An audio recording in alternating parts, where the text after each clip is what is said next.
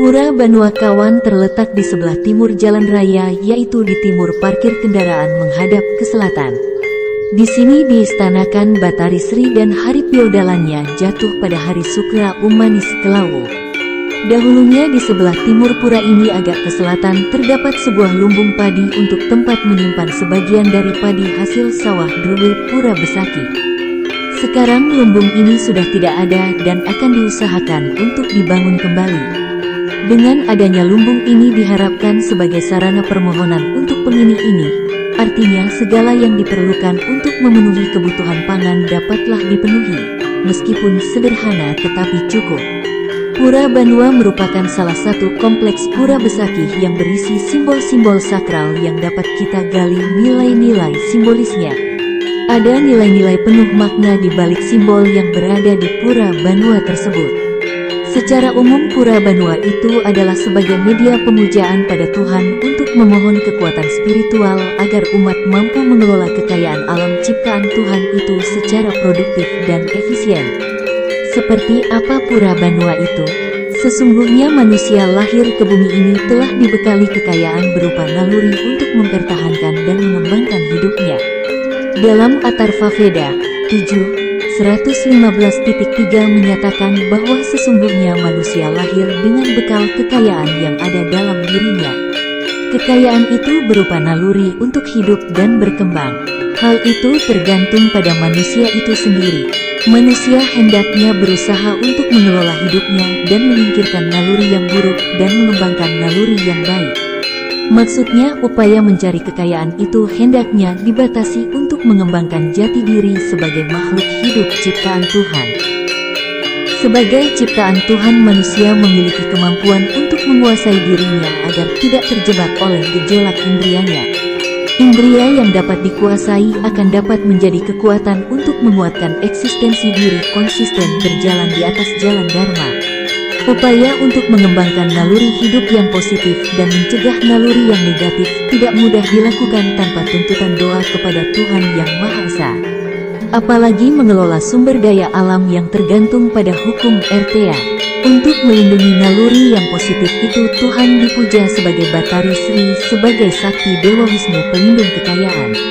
Adanya Pelinggi Gedong sebagai sarana pemujaan Batari Sri sebagai media untuk mengembangkan spirit dalam bentuk berbagai ide dan gagasan-gagasan untuk membangun kemakmuran bersama. Ide maupun gagasan-gagasan tersebut bersumber dari pengembangan spiritual dari proses pemujaan pada Batara Sri sebagai manifestasi Tuhan. Dengan demikian, ide maupun gagasan tersebut bersifat strategis jangka panjang.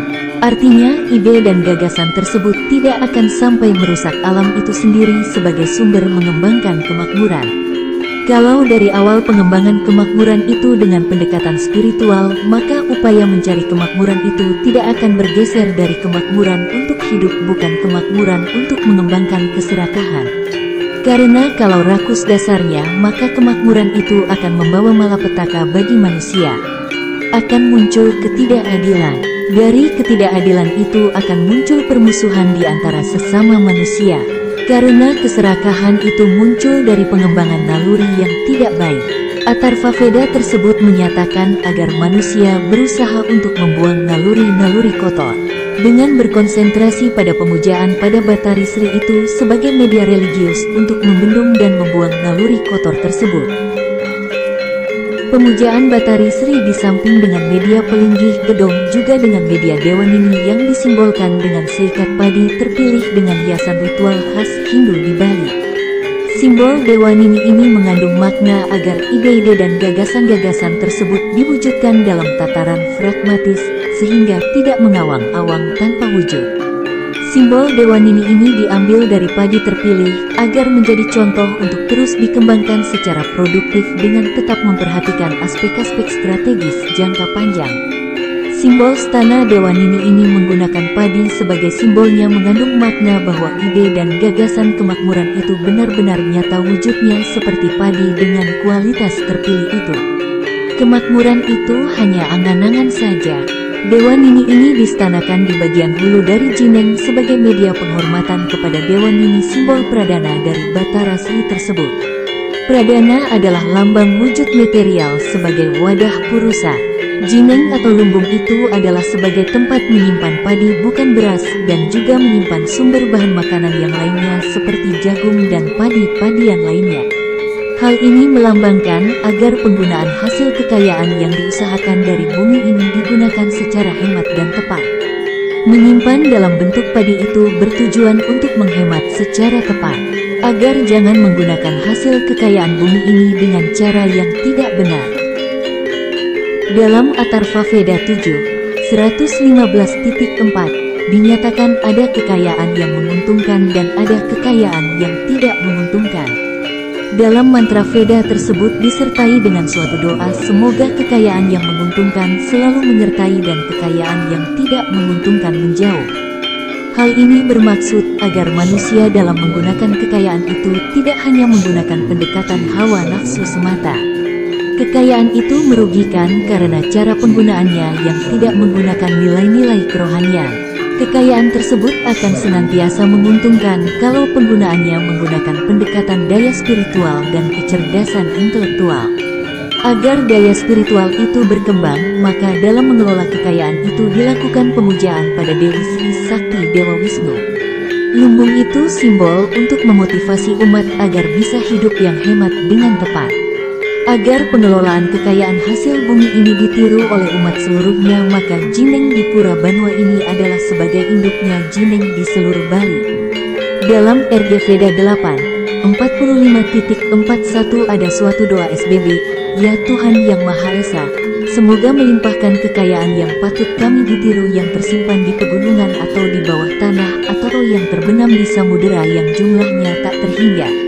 Mantra RG Veda ini dapat kita pahami sebagai suatu doa agar dalam mengelola kekayaan bumi ini senantiasa mendapat tuntunan Tuhan, sehingga pengelolaan kekayaan di bumi ini menjadi contoh bagi masyarakat luas. Dewasa ini bumi sudah semakin rusak karena pengelolaan kekayaan yang tersimpan di dalam bumi ini menggunakan pendekatan hedonistis. Artinya bumi diolah untuk memenuhi kenikmatan indrawi tanpa kendali. Adanya balai pesamuan dengan 8 tiang itu sebagai simbol bahwa dalam mengelola bumi ini dengan hasil-hasilnya hendaknya dilakukan dengan memperhatikan aspirasi masyarakat luas. Segala sesuatu yang menyangkut kebutuhan bersama harus dipikirkan bersama dengan semangat musyawarah, sehingga tidak ada yang merasa ditinggalkan. Bertani dan beternak merupakan mata pencaharian awal dari manusia sebelum adanya perkembangan industri barang maupun industri jasa. Dari bertani dan beternak itulah munculnya usaha dagang sebagai lapangan pekerjaan untuk melangsungkan kehidupan. Orang yang bekerja di sektor ekonomi ini disebut Vaishya Varna dalam sistem profesi untuk mendapatkan mata pencaharian berdasarkan Weda. Tugas petani sebagai Vaishya Varna di samping memproduksi hasil-hasil tersebut agar dapat digunakan sehemat mungkin.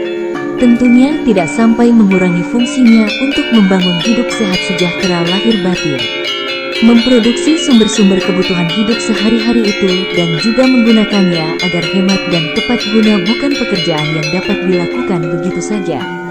Pekerjaan itu harus dilakukan dengan ilmu pengetahuan dan juga ketenangan hati.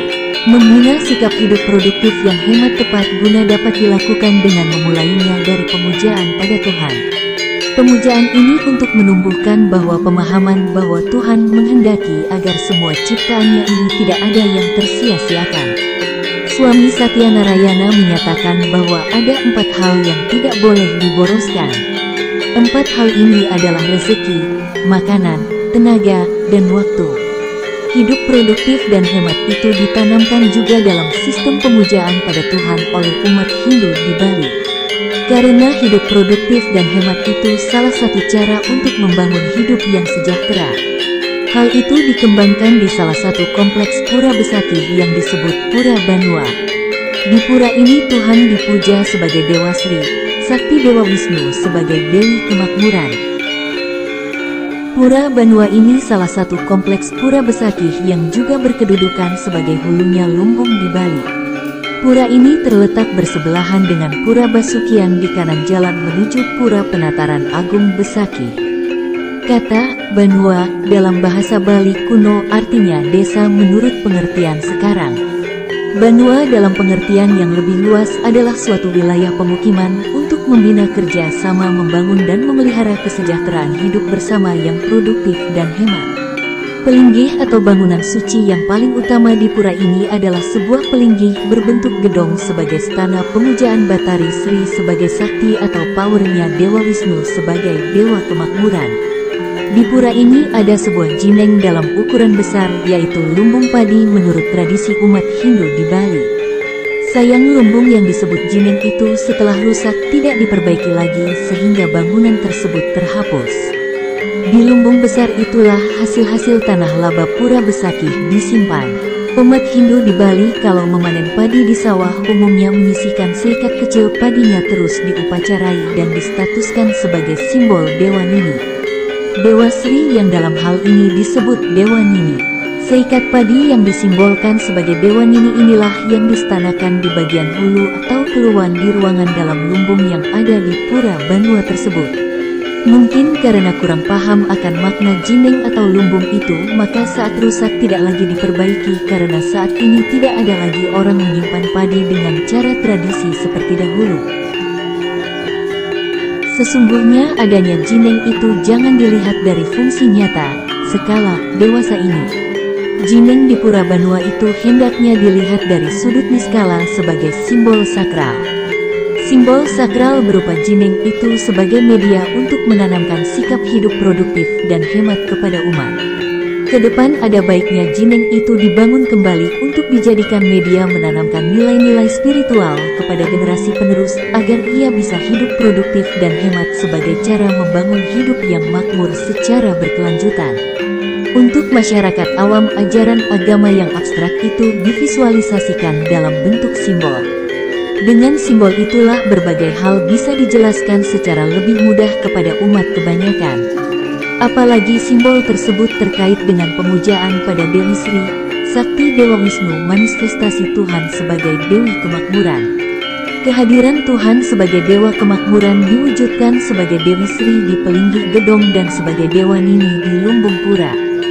Dewi Sri lambang Tuhan dalam spirit kemakmuran, sedangkan Dewa Nini dalam wujud konkretnya. Dewi Sri ibarat jiwa atau purusanya, sedangkan Arca Dewa Nini sebagai wujud fisik atau pradananya. Demikianlah dapat diumpamakan. Karena itu Dewa Nini itu disimbolkan dengan seikat padi. Padi yang dijadikan simbol Dewa Nini itu tentunya padi dari pilihan yang terbaik sehingga menjadi contoh produksi untuk diupayakan oleh masyarakat petani mempertahankan kualitas produknya. Ini artinya seikat padi terpilih sebagai simbol arca itu, di samping bermakna sebagai simbol sakral, ia juga memiliki nilai sebagai simbol material untuk dijadikan contoh oleh pada petani dalam mempertahankan dan mengembangkan kualitas produknya. Di Pura Banua ini di samping ada gedong dan jineng stana Dewi Sri dan Dewa Nini, ada juga Balai Pesamuan yang terletak di sebelah kiri gedong Dewi Sri. Balai Pesamuan ini bertiang 8 dan dibagi menjadi 2 bagian yang disekat dengan sebilah papan. Balai Pesamuan ini sebagai tempat bertemunya para pemimpin masyarakat desa Besakih dengan telah ditentukan tempat duduknya masing-masing. Balai Pesamuan ini sebagai simbol bahwa dalam membangun kehidupan ekonomi agraris itu tidak bisa para petani berjalan sendiri-sendiri. Apalagi kehidupan petani sangat tergantung pada iklim dan musim yang ditentukan oleh dinamika alam. Para petani harus mendapat tuntunan dari para ahli dan praktisi astronomi yang dalam ajaran Weda disebut Jyotisa. Di samping ditentukan oleh musim bertani itu juga ditentukan oleh hari baik atau dewasa menanam padi. Yang juga amat menentukan adalah manajemen irigasi. Hal-hal inilah yang akan menjadi pembahasan umat petani dalam mengembangkan kemakmuran bersama. Hidup bersama itu harus dikembangkan berbagai kebijakan melalui suatu musyawarah agar semua informasi yang ada dapat ditata sesuai dengan fungsi dan profesi yang dimiliki oleh masyarakat bersangkutan. *I Ketut Gopya.